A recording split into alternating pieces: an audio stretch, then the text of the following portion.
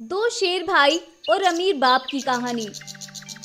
जंगल के राजा शेर खान के पास इतना खजाना था कि उसके पास एक सोने से भरी गुफा थी, जिसका राज उसके और उसके दो बेटों के अलावा शायद ही कोई जानता था। शेर खान जंगल का सबसे अमीर शेर था, इसीलिए वो जंगल का राजा भी था। लेकिन एक बात और थी, शेर खान को कभी भी अपने पैसे पर घमंड नहीं था। वो ज़रूरतमंदों की मदद भी अपने ही खजाने से किया करता था, इसीलिए जंगल के जानवरों को भी उससे कोई परेशानी नहीं थी और सभी उससे बहुत खुश थे। शेर खान के दो बेटे थे, भल्लाल राज और दिगंबर राज। उन दोनों भाइयों में रंग रूप का बहुत अंतर था। भल्लाल राज बिल्कुल काले रंग का शेर था और दिगंबर बिल्कुल सफ़ेद रंग का। भल्लाल हमेशा ही अपने आप को देखकर बहुत परेशान रहता था। उसे लगता था कि वो जंगल का सबसे बदसूरत जानवर है। उसे सभी अच्छे लगते थे, पर अपना आप उसे कभी पसंद नहीं था। और दिगंबर शेर हमेशा ही उसे बातें सुनाता था। ओए कालिया, इधर आ और जा, पिताजी तुझे बुला रहे हैं। अपने भाई का ये सोतेला जैसा व्यवहार देखकर भल्लाल और भी ज्यादा परेशान हो जाता था। हे भगवान, मुझे इतना काला क्यों बनाया है? कुछ तो मेरे ऊपर भी रहम कर लेता। मुझे बाकी जानवरों जैसा ही बना देता। सबसे अलग मुझे क्यों बनाया है? आखिर सभी जानवर मेरा मजाक बनाते हैं। भल्लाल जब अपने पिता के पास पहुंचता है तो शेर खान अपने बेटे को परेशान देखता है। अरे बेटा, तुम्हें क्या हो गया? तुम इतने परेशान क्यों हो? पिताजी, भगवान ने मुझे ऐसा क्यों बनाया है? सभी जानवर मेरा मजाक बनाते हैं। अरे बेटा, तुम अपने काले रंग पर न जाओ। तुम्हारा दिल वो देखो कितना पाक साफ है। तुम तो मेरे सबसे अच्छे बेटे हो। परेशान क्यों होते हो? और हाँ, मैंने तुम्हें इसलिए बुलाया है कि तुम गुफा से जाकर कुछ खजाना ले आओ। जानवर मदद के लिए आए थे। अब भल्लाल चुपचाप वहां से चला जाता है। ये पिताजी हमेशा इस कालू को ही तरजीह देते हैं, जबकि जंगल में इससे कोई पूछता तक नहीं है। आखिर मैं भी तो इनका बेटा हूँ। ये बात पिताजी मुझे भी तो कह सकते थे। दिगंबर के दिल में अपने भाई को लेकर बहुत नफरत थी। वो एक पल के लिए भी उसे बर्दाश्त नहीं कर सकता था। लेकिन शेर खान को अपने बेटे भल्लाल से ज्यादा किसी पर भी भरोसा नहीं था और यही बात उसके दूसरे बेटे को अच्छी नहीं लगती थी। एक दिन दिगंबर शेर एक योजना बनाता है और उसके तहत वह रात में शेर खान के पास से सोने की गुफा की चाबी चुरा ले आता है और उस गुफा से सारा खजाना गायब कर देता है। सुबह होती है और जब शेर खान अपनी गुफा के पास पहुंचता है तो वह वहां से सारा खजाना गायब देखकर चिंतित हो जाता है। तभी दिगंबर शेर वहां आता है और वह शेर खान से बोलता है, पिताजी, मुझे तो इस चीज का अंदाजा काफी दिन से था कि ऐसा होने वाला है और आज हो भी गया। तुम कहना क्या चाहते हो? पिताजी, मैंने भल्लाल को एक दिन पास के जंगल के राजा बालाबाग से बात करते हुए सुना था। वो बोल रहा था कि उसे खाने के लिए हर रोज नया शिकार चाहिए। इसके लिए मैं तुम्हें अपने पिता का सारा खजाना दे सकता हूँ। और बालाबाग ने इस बात को स्वीकार भी कर लिया था और वो अब हर रोज भाई को अपने जंगल से जानवरों का शिकार लाकर दे रहा था। मुझे लगता है उसी ने ही ये सब किया है। ये सब सुनकर शेर खान बहुत गुस्से में आ जाता है और वह दौड़कर भल्लाल के पास जाता है। मुझे तुमसे ये उम्मीद नहीं थी कि तुम मेरा विश्वास ऐसे तोड़ोगे। पिताजी, क्या हुआ? मैंने ऐसा क्या कर दिया? तुमने मेरी जमाई हुई बरसों की संपत्ति मेरे दुश्मन को सौंप दी। मुझे तुम पर सबसे ज्यादा भरोसा था, तुमने मेरा भरोसा तोड़ दिया। पिताजी, मैंने तो कुछ भी नहीं किया। और क्या हुआ? मुझे कुछ बताइए तो सही। अच्छा, मुझे दिगंबर ने सब कुछ बता दिया कि कैसे तुमने जानवरों के बदले मेरे खजाने का सौदा उस बालाबाग के साथ कर लिया था और तुमने मेरी बरसों की जमाई हुई संपत्ति उस बालाबाग को सौंप दी। मैं तुम्हें कभी माफ नहीं करूंगा। चले जाओ मेरी नजरों के सामने से। पिताजी, मैंने कुछ भी नहीं किया। भल्लाल ये सब बोलता रह जाता है लेकिन शेर खान उसकी एक बात सुने बिना ही वहां से चला जाता है और वह परेशानी की हालत में अपनी गुफा पर पहुंचता है। अब पिताजी, आप फिक्र ना करें, मैं हूं ना आपके साथ। हम दोनों फिर से मेहनत करेंगे और अपना सारा खजाना वापस लेकर आएंगे। दिगंबर की बात सुनने के बाद भी शेर खान कोई जवाब नहीं देता है और वह चुपचाप वहां से निकल जाता है। मेरा बेटा मेरे साथ ये धोखा करेगा, मैं सोच भी नहीं सकता था। क्या करूं, मैं तो बर्बाद हो गया। अब मेरे जंगल का क्या होगा। इधर शेर बहुत परेशान था और उधर दिगंबर बहुत खुश था। हा हा हा हा हा, अब देखो मैं तुम्हें कैसे पिताजी की नजरों से उतारता हूँ।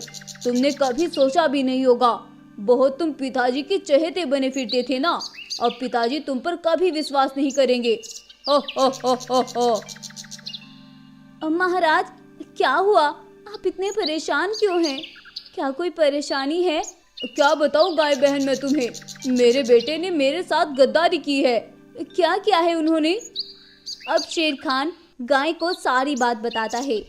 अब गाय बोलती है, महाराज, क्यों ना हम उस बाला बाग के पास चले। मुझे दाल में कुछ काला लग रहा है। भल्लाल बेटा कभी आपके साथ ये सब नहीं कर सकता है। वो इतना लालची नहीं है, अपने लालच के लिए अपने पिता की इज्जत नीलाम कर दे।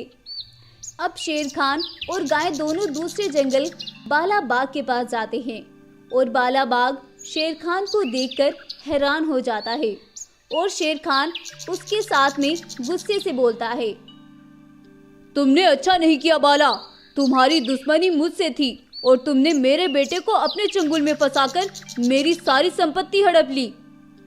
ये तुम क्या बोल रहे हो? होश में तो हो तुम? मेरे पास अपनी बहुत संपत्ति है, मुझे तुम्हारी संपत्ति का कोई लालच नहीं है।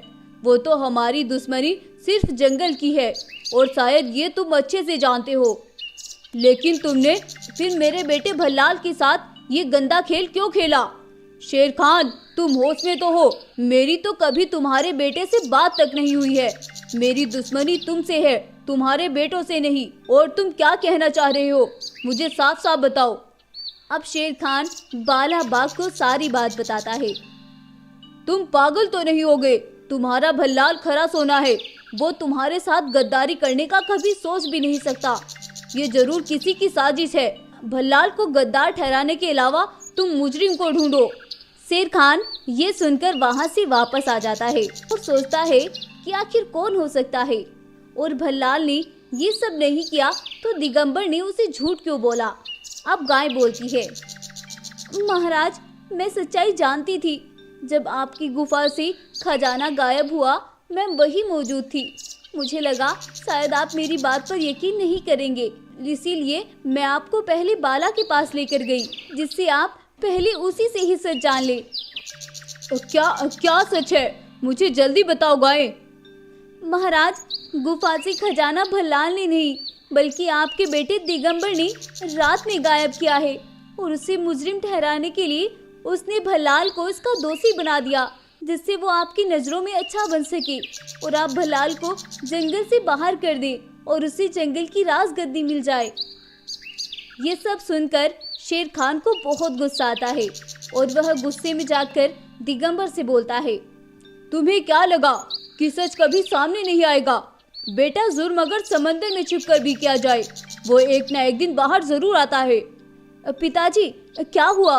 मैंने क्या किया? तुमने क्या किया? मुझे सब पता चल गया है। तुमने भल्लाल को जंगल से बाहर कराने के लिए ये खेल खेला और खुद सारा खजाना गुफा से निकाल लिया। सच सुनकर दिगंबर चुप हो जाता है। पिताजी, मुझे माफ कर दे, प्लीज मुझे माफ कर दे पिताजी। नहीं, इसके लिए तुम्हें सजा जरूर मिलेगी। ये सब बातें सुनता हुआ भल्लाल भी वहां आ जाता है और वह बोलता है, कोई बात नहीं पिताजी, आप दिगंबर को माफ कर दे। आखिर वो मेरा छोटा भाई है और अभी उसमें इतनी समझ नहीं है क्या सही है और क्या गलत। ये सुनकर दिगंबर की आंखों में आंसू आ जाते हैं। भाई, मुझे माफ कर दे। आप तो सोना है और मुझे जो सजा देनी चाहे आप दे सकते हैं। मैं हर सजा के लिए तैयार हूँ। अरे छोटे, कैसी बात करते हो? मेरी तो जान भी कुर्बान है तुम्हारे लिए। लेकिन एक बात, कभी झूठ का सहारा लेकर गलत को सच करने की फिर कभी कोशिश ना करना। मैं तो तुम्हारा भाई हूँ, सब माफ कर दूंगा, लेकिन कोई और कभी नहीं माफ करेगा।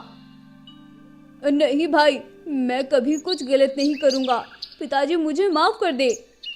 अब शेर खान और भल्लाल शेर दोनों उसे छोटा समझकर माफ कर देते हैं और शेर खान अपने जंगल में दोनों बेटों के साथ फिर से खुशी खुशी रहने लगता है और वो फिर से एक नई जिंदगी की शुरुआत करते हैं। इस कहानी से हमें सीख मिलती है, खून का रिश्ता एक ऐसा रिश्ता है जो कत्ल भी माफ कर देता है। इसीलिए हमें अपने सभी खून के रिश्तों को संभाल कर रखना चाहिए, कभी उनके साथ गद्दारी नहीं करनी चाहिए, वरना अंत में हम बस अकेले रह जाते हैं। तो गाइस, आपको स्टोरी कैसी लगी हमें कमेंट करके ज़रूर बताएं और अगर आपको ये कहानी पसंद आई है तो प्लीज़ इस वीडियो को लाइक करें, शेयर करें और हमारे चैनल को सब्सक्राइब भी ज़रूर कर लें। Thank you. वफादार सफ़ेद शेर और चालाक बाघ का रहस्य। जंगल का राजा एक सुनहरा तेंदुआ था और उसका सेनापति एक सफ़ेद शेर जिसका नाम गौरव था। सफ़ेद शेर सेनापति होने के साथ साथ महाराज तेंदुए का अच्छा दोस्त भी था। महाराज तेंदुआ आंख बंद करके गौरव पर भरोसा किया करता था, पर उसकी दोस्ती जालिम काली बाघ से देखी नहीं जाती थी। वो गौरव से बहुत जलता था और वह उसकी जगह लेना चाहता था, जिसके लिए वो बहुत सी कोशिशें भी करता था। कमबख्त ये गौरव हमेशा ही बच जाता है, मैं कितनी भी कोशिश कर लूँ मैं इसे मार ही नहीं पाता हूँ, लेकिन अब की बार ऐसा प्लान बनाऊंगा, ना रहेगा बांस और ना बजेगी बांसुरी। एक दिन काली शेर अपने बनाए हुए मंसूबे के मुताबिक महाराज शेर के बेटे भोला को अगवा कर लेता है और उसे जंगल के पहाड़ की चोटी पर ले आता है। महाराज सुनहरे तेंदुए का एक ही बेटा था और वो भविष्य में उस जंगल का राजा बनने वाला था, पर काली बाघ राजा के रूप में अपने बेटे को देखना चाहता था। काली बाघ भोला को मारने ही वाला था, तभी गौरव वहां आ जाता है और वह बोलता है, काली बाघ, तुम्हारी इतनी हिम्मत कि तुम भोला को मारोगे? छोड़ दो भोला को, वरना तुम्हारी खैर नहीं। गौरव को बीच में आता देखकर काली गुस्से में लाल पीला हो जाता है और उन दोनों में लड़ाई शुरू हो जाती है। इस लड़ाई में काली गौरव को पहाड़ी से नीचे गिरा देता है, जिसमें गौरव की मौत हो जाती है और इसके बाद वो भोला को भी मार डालता है। उधर जंगल के कुछ जानवर और खुद महाराज भी जंगल में भोला की तलाश करते करते पहाड़ी पर पहुंचते हैं। तब काली बाघ खुद को जानबूझकर जख्मी कर लेता है और मरे हुए भोला के पास बैठकर मगरमच्छ के आंसू बहाने लगता है। महाराज तेंदुआ अपने मरे हुए बेटे को देखकर खूब जोर जोर से रोने लगता है और बोलता है, अब मैं किसके भरोसे जिंदा रहूं बेटा? तुम मुझे अकेला छोड़कर क्यों चले गए? आखिर मैं क्या करूं? महाराज, अब मुझे माफ कर दे, मैं भोला बेटा को नहीं बचा पाया, पर महाराज मैंने उस गद्दार गौरव को भी जान से मार दिया, उसने ही ये सब किया है। मुझे बस इस बात का दुख है कि काश मैं थोड़ा पहले भोला बेटा के पास आ जाता तो शायद मैं भोला को बचा लेता। काली बाघ महाराज को गौरव की झूठी कहानी बताता है। महाराज भी गौरव की वजह से बहुत दुखी हो जाता है और वह अब उसका नाम तक लेना पसंद नहीं करता है और कुछ दिन ऐसे ही बीत जाते हैं। बेटे के गम ने तेंदुए को बहुत दुखी और उदास बना दिया था। तब एक दिन काली अपने बेटे सूर्या को लेकर महाराज के पास आता है और कहता है, महाराज, मुझसे अब आपकी ये हालत देखी नहीं जाती। अगर आप चाहो तो आप मेरे बेटे को अपने साथ रख सकते हैं, कम से कम आपका दिल तो बहल जाएगा और आपका थोड़ा दुख भी कम होगा। अब तेंदुआ सूर्या के बेटे को गोद ले लेता है। इस तरह से काली बाघ महाराज का खास बन जाता है। अब काली बाघ बहुत खुश था क्योंकि सब कुछ उसके प्लान के तहत हो रहा था। अब काफ़ी साल बीत जाते हैं और सूर्या भी बड़ा हो जाता है और तेंदुआ बूढ़ा हो जाता है। एक दिन सूर्या बाघ अपने पिता काली से कहता है, पिताजी, ये बूढ़ा मुझे कब जंगल का राजा घोषित करेगा? अब मैं ये नाटक कर करके थक चुका हूँ, आप कुछ तो कीजिए। अब देखो मैं तुम्हें इस जंगल की राजगद्दी कैसे दिलाता हूँ, वो भी महाराज के हाथों। फिर हम उस महाराज को भी उसके बेटे के पास भेज देंगे। इस जंगल पर हमारा राज चलेगा। हा हा हा हा हा हा। अब कालीबाग महाराज के पास जाकर अपने बेटे के राज्य को संभालने के बारे में बात करता है और महाराज तेंदुए से चिकनी चुपड़ी बातें करता है। अब तेंदुआ भी सूर्या को जंगल का राजा घोषित करने की सोचता है। राज्याभिषेक का दिन भी आ जाता है। उस दिन सूर्या को जंगल की राजगद्दी मिलने ही वाली थी कि जंगल में जोर की बिजली कड़कती है और उस बिजली के साथ गौरव पुनर्जन्म लेकर वापस आ जाता है। गौरव को वापस देखकर कालीबाग का सर चकरा जाता है। तब गौरव बोलता है, रुक जाओ महाराज, ये सूर्या जंगल का राजा बनने के काबिल नहीं है। कालीबाग, पहले तो तुम अपने मंसूबे में कामयाब हो गए थे, पर अब मैं तुम्हें किसी भी बात में कामयाब नहीं होने दूंगा। इसीलिए शायद भगवान ने मुझे दोबारा इस धरती पर भेजा है। मैं तुम मतलबी बाप बेटों को जिंदा नहीं छोड़ूंगा। गौरव के ऐसा बोलने पर सभी जानवर उसकी ओर देखने लगते हैं। अब गौरव पिछले जन्म का सारा किस्सा सभी जंगल वासियों को सुनाता है। अब काली और सूर्या दोनों गुस्से में आ जाते हैं और वो दोनों मिलकर गौरव पर हमला करने के लिए जाते हैं। उन दोनों को रोकता है और बोलता है, क्या ये सच है काली? मतलब तुमने मेरे बेटे और सबसे अच्छे दोस्त को मारकर सारा इल्जाम गौरव पर डाल दिया, और यही नहीं बल्कि अपने लालची बेटे को मेरा बेटा बनाने का नाटक किया, वो भी जंगल की राजगद्दी के लिए। अब महाराज चीता गौरव से माफी मांगता है और अब कालीबाग का सारा भांडा फूट चुका था। अब सूर्या गौरव को मारने के लिए आगे बढ़ता है, लेकिन गौरव अब उससे ज्यादा ताकतवर था। वो सूर्या के साथ साथ कालीबाग को भी मार डालता है और अब महाराज गौरव को ही अपने जंगल का राजा बना देता है। इस तरह से गौरव पुनर्जन्म लेकर अपने सारे बदले पूरे करता है और एक बड़ी अनहोनी होने से बचा लेता है। तो गाइस, आपको ये कहानी कैसी लगी हमें कमेंट करके ज़रूर बताएं, और अगर आपको ये स्टोरी पसंद आई है तो प्लीज़ इस वीडियो को लाइक करें, शेयर करें और हमारे चैनल को सब्सक्राइब भी ज़रूर कर लें। Thank you. मेरे बेटे एक दिन वापस जरूर आएंगे, वो एक दिन जरूर आएंगे और इन जालिमों से अपना बदला ज़रूर पूरा करेंगे। वो एक दिन ज़रूर आएंगे। शेर महाराज, आप ठीक तो है ना? आपके बेटे अब इस दुनिया में नहीं रहे, आप समझते क्यों नहीं? नहीं गाय बहन, मेरा दिल कहता है वो एक दिन ज़रूर आएंगे और वो दिन उन जालिमों की ज़िंदगी का आखिरी दिन होगा। शेर महाराज, आप तो ऐसे पागल हो जाएंगे, वो तो मर चुके हैं। आपको ये बात कब समझ आएगी? अब इस जंगल में उस बाला का राज है। अब तो जंगल में कोई पंछी भी पर नहीं मार सकता है और उस बाला की निगरानी इतनी ज़्यादा है कि जंगल के हर एक कोने पर उसके सिपाही तैनात हैं। फिर वो कहाँ से आ जाएंगे? और वो तो वैसे भी मर चुके हैं।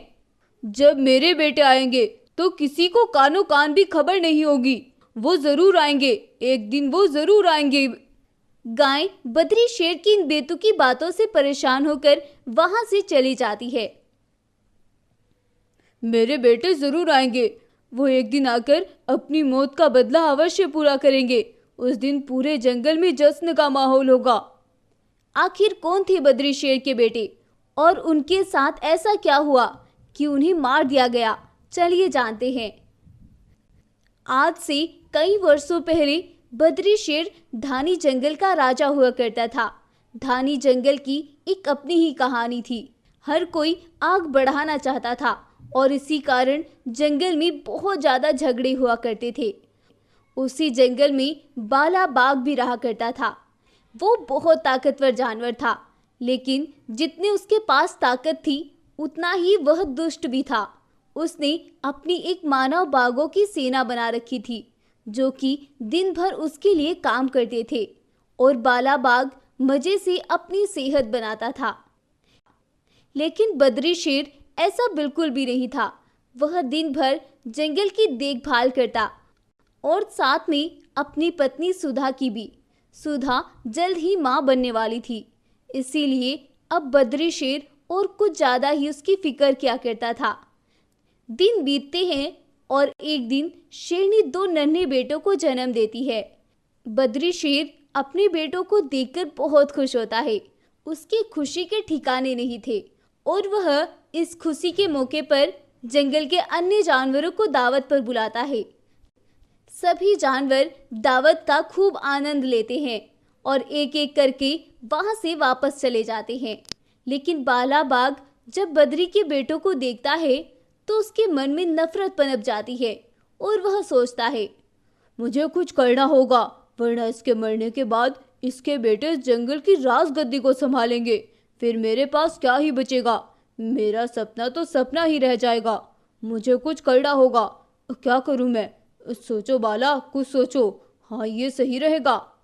ऐसा सोचकर बाला बाघ बिना किसी से कुछ बोले वहां से चल देता है और सीधा अपनी गुफा में वापस आता है और आकर बोलता है, सुनो सभी, हमें जल्द ही कुछ करना होगा। बगदीरा शेर के यहाँ 2 बेटों का जन्म हुआ है। अब हमारा दूर दूर तक इस राजगद्दी के लिए कोई चांस नहीं बचा, इसीलिए मैंने एक प्लान बनाया है। अब बाला अपने सभी सिपाहियों को वो प्लान समझाता है और अगली सुबह होने से पहले पहले बद्री शेर की दोनों बेटी ना जाने कहाँ गायब हो जाते हैं। बद्री शेर जब सुबह सुबह उठता है तो वह अपने बेटों को गुफा में ना पाकर बहुत परेशान हो जाता है और शेरनी बोलती है, शेर महाराज, अब भोला और सोनू आखिर कहाँ जा सकते हैं? वो तो अभी इतने छोटे हैं, उन्हें तो इतनी समझ भी नहीं है। मैं भी यही सोच रहा हूँ शेरनी, और मेरा मन परेशान भी है कि कहीं उन्हें कोई उठाकर तो नहीं ले गया। शुभ शुभ बोलिए महाराज, ऐसा कौन करेगा भला? हमारे बच्चों से किसी को क्या दुश्मनी होगी? वो दोनों ऐसी बातें कर ही रहे थे कि तभी बाला बाघ कुछ खिलौने लेकर बद्री के पास आता है। अरे तुम दोनों इतने परेशान क्यों हो? मुझे तो तुम्हारे बेटों को देखकर इतनी खुशी हुई कि मेरा मन चाह रहा है मैं तुम्हारे पास ही ठहर जाऊं और उन्हें खूब खिलाऊं। इसीलिए देखो, मैं उनके लिए कुछ खिलौने भी लेकर आया हूँ। अब बाला भाई, हमारे बच्चे ना जाने कहाँ चले गए, अभी हमें उन्हें ढूंढना होगा। अब बाला और बद्री दोनों उन्हें ढूंढने के लिए जंगल में निकलते हैं और उन दोनों बच्चों को जंगल में तलाश करने लगते हैं। लेकिन शाम हो जाती है और उन्हें बच्चों का कुछ भी पता नहीं चल पाता है। शाम होने पर जब बद्री और बाला वापस आते हैं तो शेरनी भी वहां से गायब थी। आधी रात हो चली थी, लेकिन अब तक उन तीनों में से कोई भी वापस नहीं लौटा था। अब शेरनी कहाँ चली गई? ये सब क्या हो रहा है मेरे साथ? मैं क्या करूं?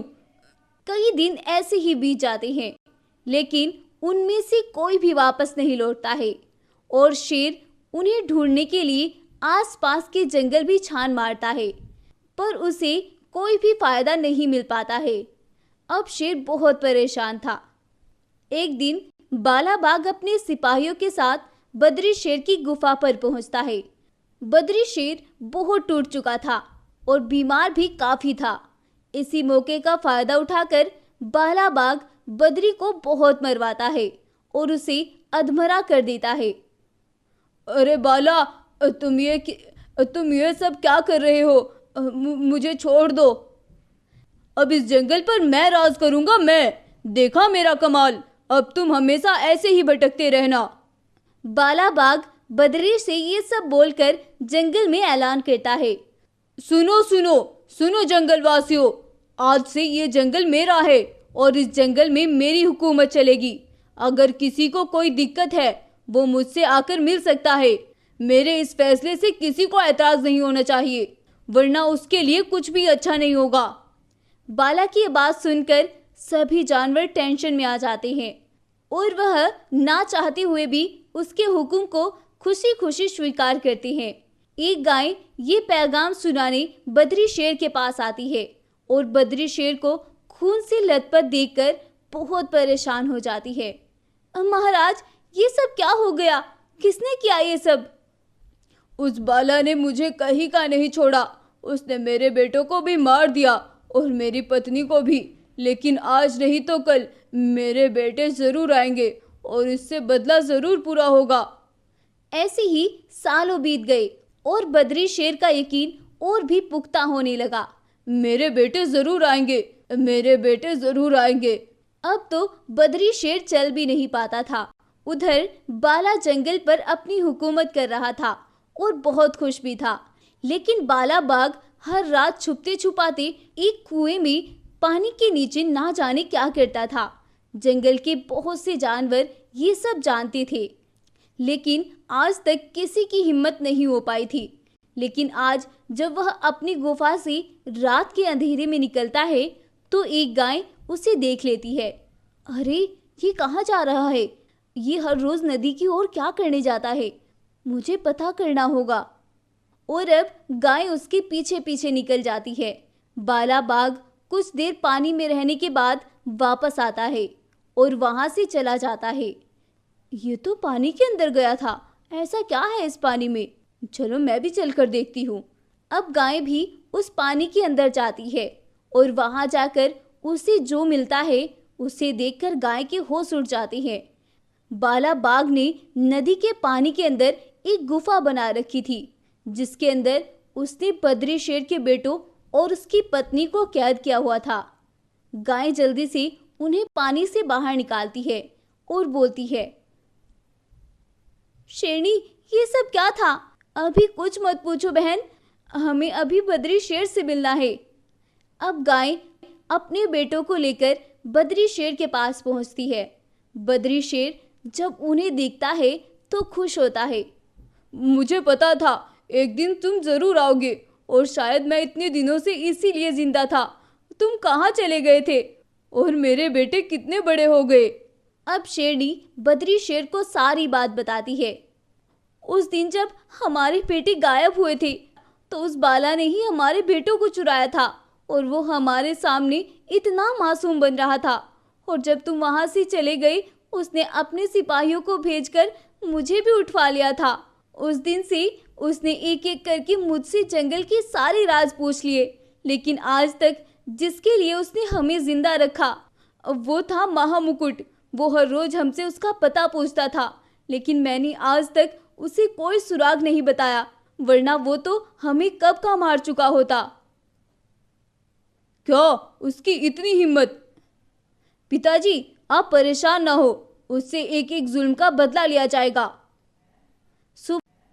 सुबह होती है और शेरनी और उसके बेटे अपने पिता को लेकर बाला की गुफा पर पहुंचते हैं।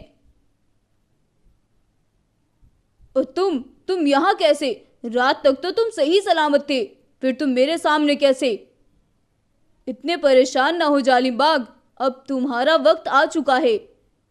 ये सब बोलकर वो दोनों भाई बाला पर हमला कर देते हैं। वो दोनों भाई बहुत ताकतवर थे और उसे खींचते हुए जंगल में लेकर आते हैं और उसे बहुत बेरहमी से मारते हैं। हमारे साथ भी इसने यही सब किया था और आज इसे ये सब मिलना ही था। हम ना कर पाते तो ये सब कोई और करता। ये सब देखकर जंगल के जानवरों की भीड़ वहां इकट्ठी होती है और उस जालिम के मरने पर सब बहुत खुश होते हैं और जंगल में एक जश्न का माहौल होता है। अब बद्री शेर उन्हें लेकर अपनी गुफा में वापस आता है और अपने बेटों को राज मुकुट सौंपता है, जिसके लिए बाला बाघ ने उन्हें आज तक जिंदा रखा था। और अब जंगल की राज गद्दी भी बद्री शेर के बेटों को ही मिल जाती है। अब जंगल फिर से खुशहाल हो जाता है और सभी खुशी खुशी रहने लगते हैं। तो गाइस, आपको ये कहानी कैसी लगी हमें कमेंट करके ज़रूर बताएं, और अगर आपको यह स्टोरी पसंद आई है तो प्लीज़ इस वीडियो को लाइक करें, शेयर करें और हमारे चैनल को सब्सक्राइब भी ज़रूर कर लें। Thank you.